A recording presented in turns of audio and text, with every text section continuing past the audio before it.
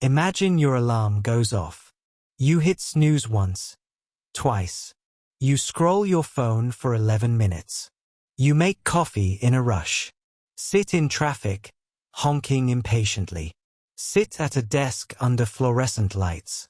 Sit in yet another meeting. Sit at lunch scrolling again. Sit at your desk till evening. Drive home exhausted. Sit on the couch. Fall asleep in front of a glowing screen. That is your day. That is most people's day. And somewhere deep inside, you've probably wondered, is this really how humans are supposed to live? The answer is far stranger than you think. For most of human history, your ancestors lived completely differently. No alarms. No schedules. No offices. They didn't have commutes or to-do lists. No weekends. No Monday blues. Time was not a grid. It was a rhythm.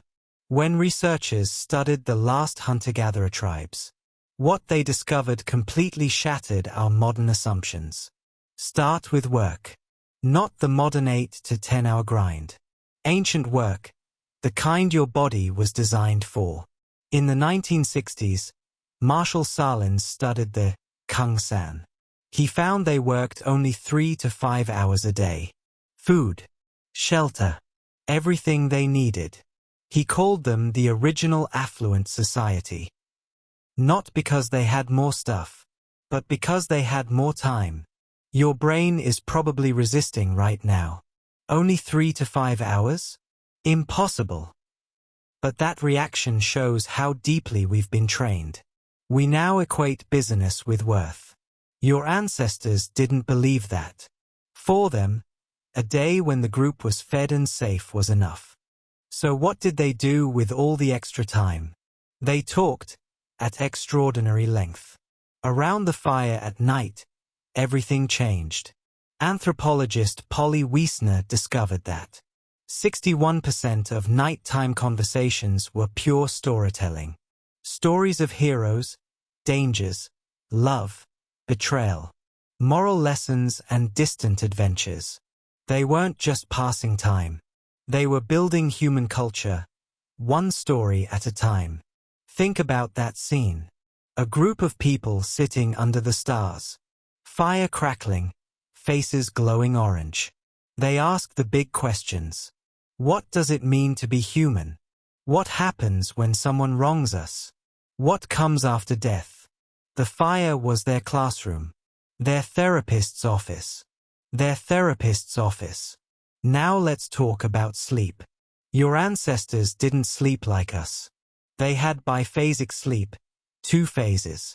They stayed awake after sunset, talking and bonding by firelight. Then slept. Woke in the middle of the night. Then slept again. Average 6 to 7.5 hours. That 3 a.m. wakefulness you feel? It's not broken. It's ancient.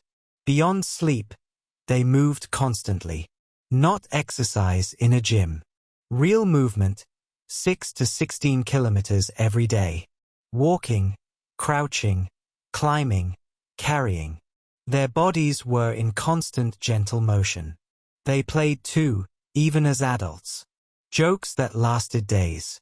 Dancing, music, teasing, laughter. Laughter was social glue. And they made beautiful things. 7 to 5,000 years ago, beads. 100,000 years ago, ochre for art. They created beauty long before civilization. Here's what a typical ancient day looked like. Wake naturally near sunrise. Sometimes after a quiet wakeful period at night. Morning movement, gathering food. Hunting, making tools. Work hard for a few focused hours. Then rest in the shade. Talk. Laugh with children. Eat when hungry. Take a deep afternoon rest. As sun sets, gather around the fire.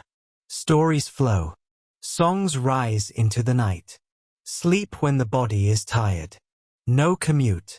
No separation between work and life. Everything was connected. Life was whole. Your alarm. Your endless sitting. Your eyes tired from screens. You're not lazy or broken.